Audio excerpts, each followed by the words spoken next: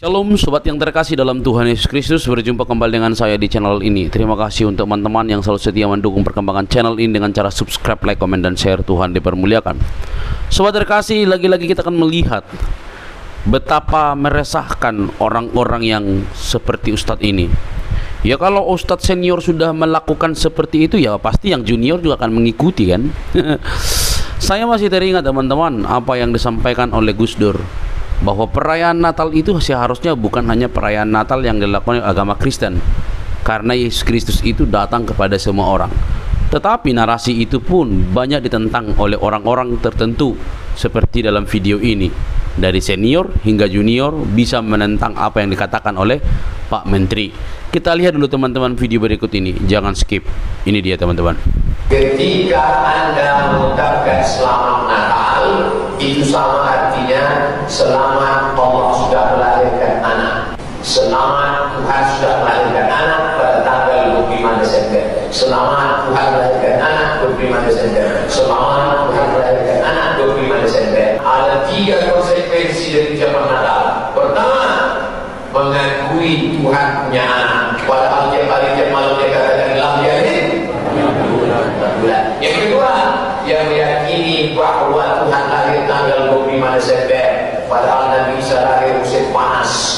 Nabi Isa lahir bulan Juli. Mana dalil Nabi Isa lahir bulan Juli? Wa uzi ilaiki bijil'in nahlati, goncangkan pangkal ladang kurma kepundakmu, usabil alaiki rubaban janiyah, akan gugur buah kurma dari atas. Buah kurma gugur.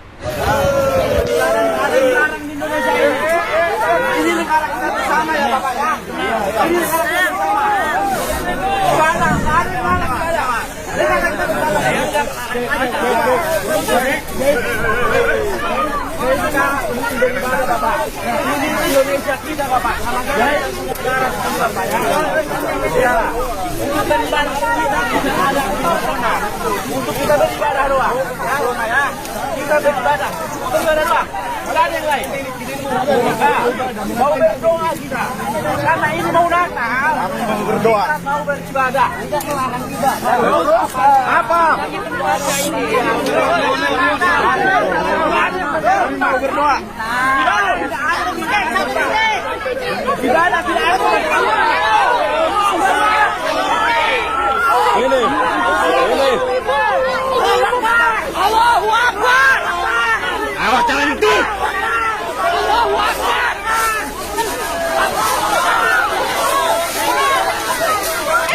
Jangan itu. Jangan itu. Sabar ya. Jangan ganggu Pak. Kita mau ibadah Pak, jangan kayak gitu. Sama-sama lah Pak. Allahu Akbar. Allahu Akbar. Jangan ada kekerasan. Yesus, berikan ketabahan kami. Dalam nama Tuhan Yesus. Dalam nama Tuhan Yesus. Dalam nama Tuhan Yesus. Udah dia. Ibu Jangan. Kenapa itu? Ibu ngapain pegang saya? Kami hanya ibadah. Kami mau beribadah.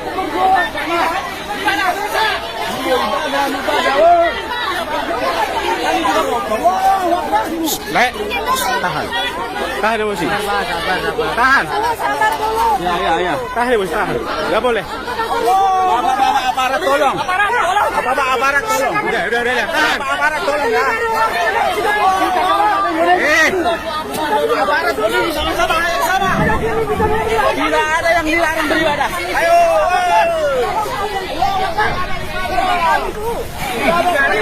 Beribadah.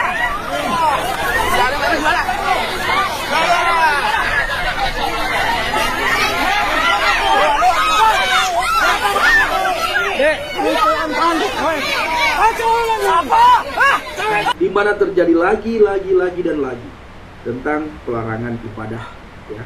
Terjadi terus-terusan Bapak Ibu. Kita beribadah dilarang.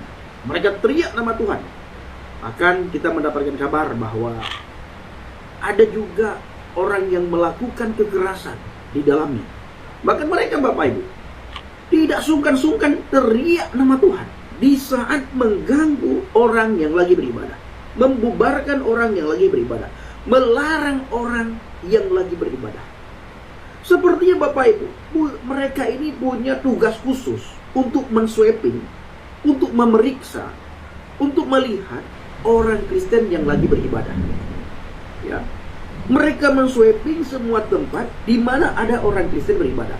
Mereka periksa semua orang Kristen yang lagi beribadah. Mereka lakukan razia besar-besaran terhadap orang Kristen beribadah. Di tempat mana orang Kristen beribadah, mereka akan hadir ke situ. Ya, mereka akan menanyakan izinnya. Kalau izinnya tidak ada, mereka larang Bapak Ibu. Bahkan kalau izinnya pun ada, mereka tidak sungkan-sungkan melarang orang yang lagi beribadah. Ini terjadi terus-terusan di bangsa dan negara kita. Apa yang harus kita lakukan sebagai orang yang percaya? Apa yang harus kita lakukan sebagai orang yang beriman Bapak Ibu? Maka kalau kita melihat Alkitab saudaraku, di dalam kitab Maliaki 3 ayat 18, di situ sangat jelas sekali firman Tuhan mengajarkan kepada kita, memberitahukan kepada kita bahwa kamu akan melihat kembali perbedaan antara orang benar dan orang fasik. Kamu akan melihat kembali perbedaan antara orang benar dan orang fasik. Artinya Bapak Ibu, orang benar dan orang fasik ini terus-terusan ada di tengah-tengah orang yang percaya. Mulai zaman dulu sampai tahun 2025 ini, itu akan selalu ada orang fasik. Dimanapun, orang fasik itu selalu ada.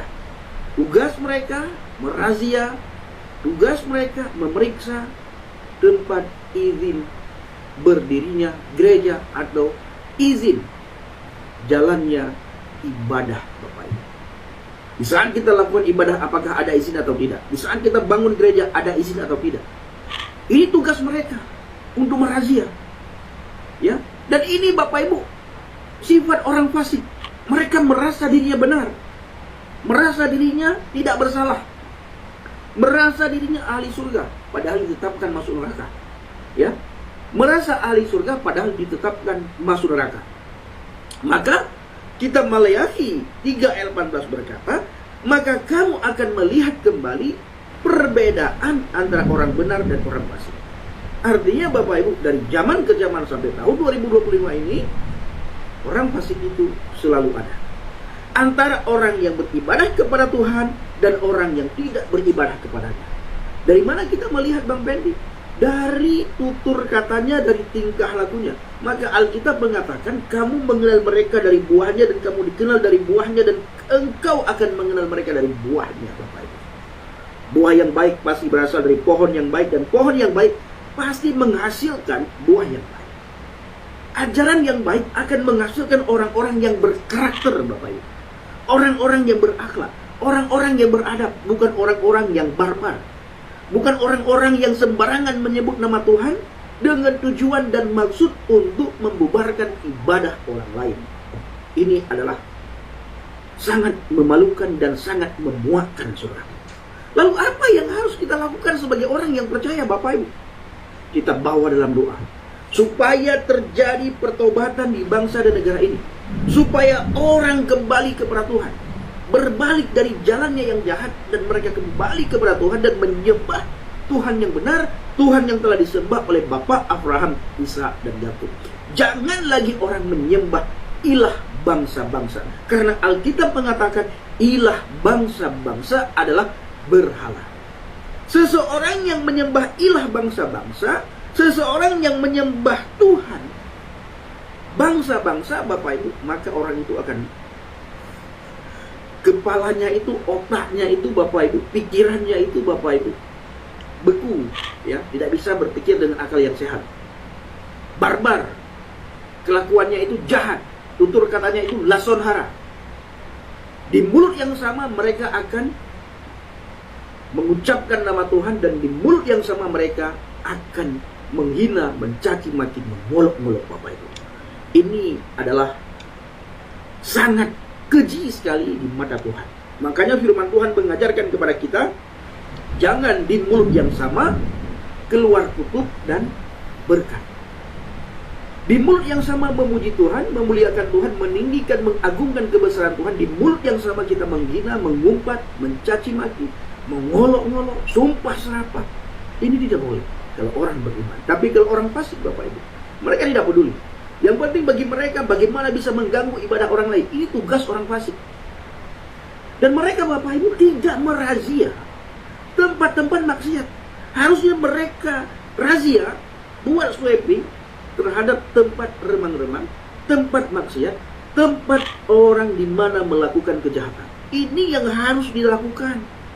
Bukan datang ke tempat orang beribadah, minta surat izinnya, mengganggu orang beribadah, melarang orang beribadah. Ini adalah orang fasik, orang yang tidak kenal Tuhan. Bahkan saya bisa katakan ini orang yang tidak beragama. Ya, orang yang tidak beragama. Tapi Bang Pendi, agama mereka kita ketahui. Sekalipun kita ketahui agama mereka, ini orang yang tidak mengenal agama. Dan mereka ini tidak mengenal kasih Tuhan. Kenapa? Karena mereka tidak menyembah Tuhan yang benar, Tuhan yang telah disembah oleh Bapa Abraham, Ishak. Makanya Alkitab mengatakan sebagaimana yang saya katakan tadi, bahwa kamu mengenal mereka dari buahnya dan kamu dikenal dari buahnya. Nah, itu video Bapak Ibu. Lokasinya pos pelayanan HKBP Grand Cikarang Village, Desa Jaya Sampurna, Kecamatan Serang-Paru, Kabupaten Bekasi. Diintimidasi, ditolak, dan dilarang saat mau beribadah. Kabarnya, saudaraku, ada juga jemaat yang mengalami kekerasan. Tolong Bapak Ibu viralkan video ini. Jangan laporkan ke pihak yang berwajib, jangan laporkan ke pemerintah. Viralkan sampai surga melihat apa yang terjadi di bangsa dan negara ini. Ya, viralkan. Jangan laporkan. Sedikit-sedikit laporkan, viralkan. Sampai dunia melihat, sampai surga melihat, sampai neraka bila perlu melihat apa yang terjadi di Konoha ini, yang selalu melarang orang yang beribadah. Orang beribadah memuji Tuhan, orang datang beribadah menyembah Tuhan, orang datang beribadah memuliakan, membesarkan, mengagungkan kebesaran Tuhan. Orang datang beribadah mendengarkan firman Tuhan, orang datang beribadah berkumpul dengan saudara seiman. Selesai beribadah ini kalian ganggu, ya, kalian larang, bahkan kalian teriak nama Tuhan sambil melakukan kekerasan. Nah, oke Bapak Ibu, saya ingin mengajak kita semuanya untuk menyaksikan bagaimana kelanjutan video yang sangat biadab ini. Mari kita lihat sama-sama.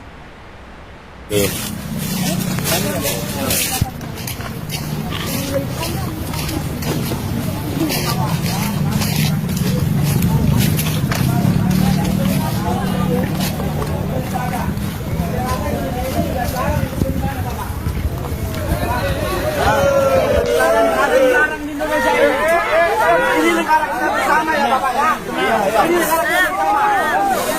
Larang ya. Negara kita bersama.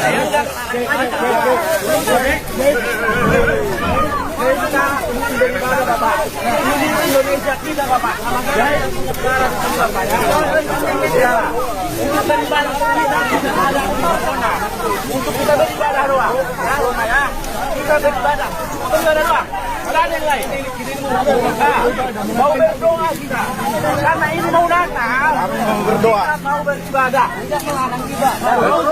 Apa? Mau berdoa. Ibadah tidak ada. Ini. Allahu Akbar. Awak jangan itu. Allahu Akbar.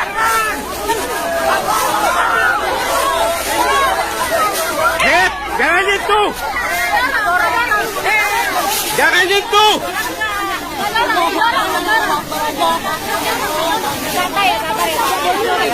Jangan ganggu Pak. Mana mau ibadah Pak? Jangan kayak gitu. Sama-sama lah Pak. Allahu Akbar. Allahu Akbar. Jangan ada kekerasan, jangan ada kekerasan. Jangan ada kekerasan. Yesus, berikan ketabahan kami. Dalam nama Tuhan Yesus. Dalam nama Tuhan Yesus. Dalam nama Tuhan Yesus. Udah diam. Jangan. Kenapa itu? Ibu ngapain pegang saya? Kami hanya ibadah. Saya mau beribadah, berdoa.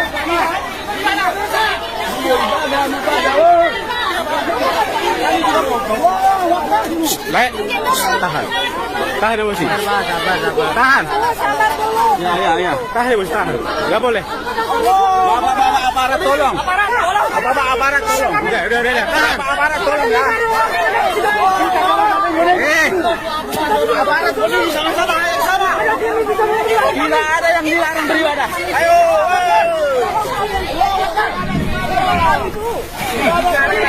Beribadah.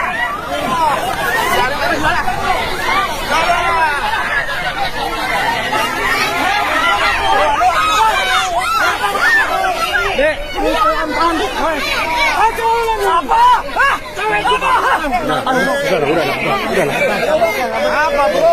Punya anak nih bang. Masa sama anak-anak kamu seperti itu? Udah. Ya anak-anak cewek lu pak. Ayo ibadah ayo. Mana temannya? Udah.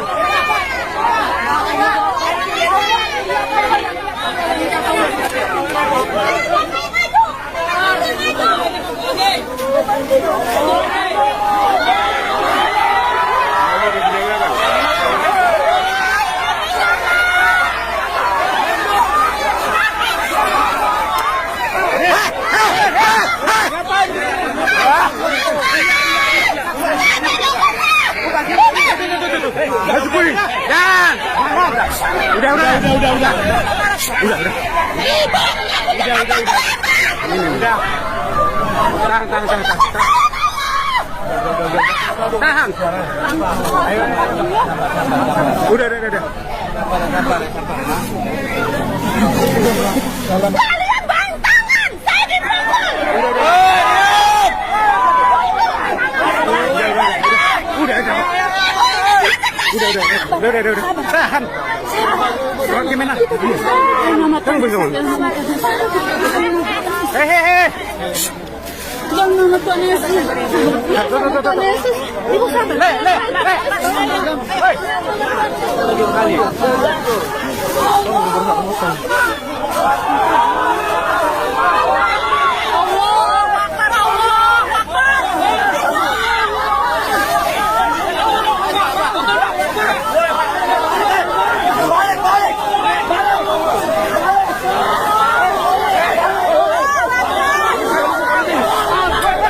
Udah, Pak.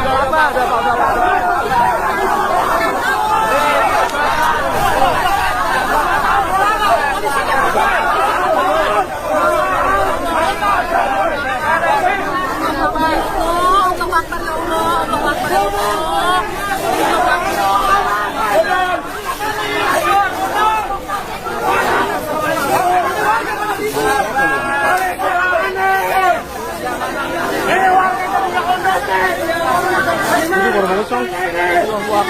Siapa yang kena tonjok? Baru bagus dong tadi kalau pukul dia. Yang bisa masuk aja dulu. Iya Pak. Ini suruh pada bisa ngomong. Ayo dong. Ayo masuk yuk. Lu yang ada izin. Ayo, Bu. Udah lah. Ibadah di kampung ada yang ngapain? Rame lagi. Bu, ayo. Masuk. Allahu Akbar, Allah dia melarang. Ayo. Kalian bisa masuk. Ibu.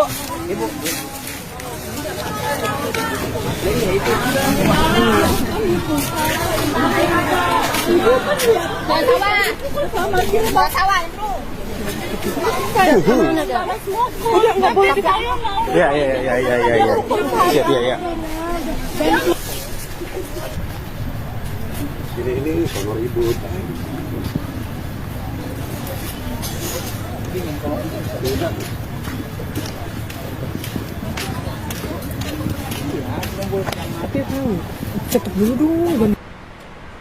Baik teman-teman yang terkasih dalam Tuhan Yesus Kristus, berikanlah tanggapan teman-teman di kolom komentar. Saya berharap kita boleh terus disegarkan, dikuasai oleh kerendahan hati, bukan kearoganan dalam beragama. Jangan merasa bahwa negeri ini milik agama yang dikatakan mayoritas, karena negara ini bukan didirikan oleh satu agama. Harus dipahami itu. Saya teringat kembali ya teman, saya teringat dengan apa yang disampaikan oleh Bapak Toleransi, yaitu Gus Dur.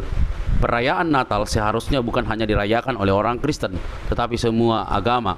Karena Yesus Kristus tidak datang hanya untuk orang Kristen, tapi datang untuk semua agama. Kalimat itu tentu tidak akan menjadi kalimat yang enak bagi oknum-oknum yang memiliki paham radikal yang menolak toleransi. Itu tidak akan diterima, bahkan akan ditolak habis-habisan. Tetapi yang perlu kita garis bawahi teman-teman, pernyataan argumentasi itu justru sebenarnya memberikan kesejukan di tengah-tengah bangsa kita yang notabene itu sangat-sangat majemuk, sangat-sangat plural, sangat-sangat berbeda-beda. Kalau tidak ada perbedaan itu, maka bangsa kita ini sudah tidak berwarna lagi. Tetapi warna itu ingin dihapus oleh oknum-oknum tertentu yang notabene mereka itu adalah seorang pengajar agama, ustadz dan lain sebagainya lah begitu ya. Nah, kalau yang menyampaikan itu ustadz dan notabene pengikutnya sangat banyak, bukankah pendengarnya itu akan menjadi pengikutnya dan akan menjadi bertindak seenaknya? Apakah mereka dapat berpikir secara jernih? Lalu wajah yang mana yang mau mereka ikuti? Wajah Gus Dur dan teman-temannya atau wajah ustadz yang seperti ini? Kalau begitu, kalau mereka mengikuti cara-cara mereka berpikir yang notabene tidak membuka ruang kepada ruang toleransi, mau jadi apa Indonesia ini? Mau jadi apa? Mau jadi Palestina atau mau jadi mana? Itu penting untuk kalian tahu, teman-teman. Kalau kalian kepengen mendirikan satu agama di negara ini dan jauh dari toleransi, maka Anda yang harus pergi dari negara ini, pindah ke tempat tertentu, mungkin di padang gurun sana, membuat kalian di sana sendiri dan agama sendiri, warna sendiri. Mungkin jauh lebih baik daripada mengganggu Indonesia yang notabene sarang daripada agama yang majemuk, gitu, tempat beragama yang majemuk. Nah, teman-teman, kalau Ustadz Somad sudah mengatakan yang demikian, apalagi lah ustadz-ustadz yang baru lahir kan begitu, atau ustadz-ustadz yang lebih muda, ya pasti bergurulah dari kalimat-kalimat itu. Mungkin itulah yang membuat dia menjadi seorang yang terkenal. Karena apa? Karena sudah banyak oknum-oknum garis keras di tengah-tengah bangsa ini yang ingin memadamkan api toleransi. Kan ini bahaya, teman-teman. Ya, bahaya. Kalau kalian pun tidak mengucapkan selamat Natal, ya kami juga tidak merasa rugi. Yang penting ketika hari Natal kalau ada diskon jangan kau berburu, kan begitunya. Ya kan? Karena pas Natal banyak diskon kau juga berburu kan gitu. Hari rayanya kau tolak diskonnya.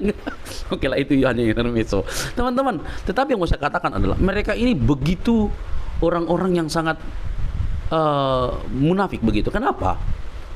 Kenapa begitu? Karena mereka berdampingan sebenarnya kan gitu. Apalagi kalau diikuti dari ceramahnya itu, kalau berdampingan dengan lain agama, terus kau mau berdampingan dengan siapa? Makanya saya bilang kalau kayak gitu ceramahnya di masjid dibuat begitu, bukankah Anda harus membangun masjid di padang gurun sana? Karena pasti kalian sudah melukai orang-orang yang berbeda keyakinan dengan Anda. Jangankan orang Kristen, yang lain-lain pun tidak boleh berdampingan dengan Anda. Karena ini bahaya dari seorang ustadz atau ulama yang menyatakan demikian. Iya kan? Lalu makanya saya bilang, kalau sudah berhubungan dengan kitab suci, rawan teman-teman, sangat rawan dengan apa itu namanya ya, kekerasan, rawan sekali. Karena kalau sudah bersentuhan dengan kitab suci, sudahlah, itu sudah langsung ke penafsiran mutlak sebagiannya. Iya kan? Mungkin pada zaman Nabi bukan seperti itu, tapi ditafsirkan begini di zaman-zaman sekarang. Saya lumayanlah mengerti bagaimana kehidupan di zaman baginda, bagaimana dia berdampingan, bagaimana dia memberikan pertolongan dan sebagainya. Tetapi juga aku tahu kenapa dia melakukan itu gitu ya. Nah, justru kehadiran orang-orang yang mendirikan atau menggumandangkan toleransi, justru itu lebih baik. Kalau kau memang beragama dengan sungguh-sungguh, beriman sungguh-sungguh, berkeyakinan bahwa agamamu itu benar, kau mau berdampingan dengan siapapun dan kau mau mendengarkan khotbah hari Minggu segala macam, kau tidak akan goyah, kawan.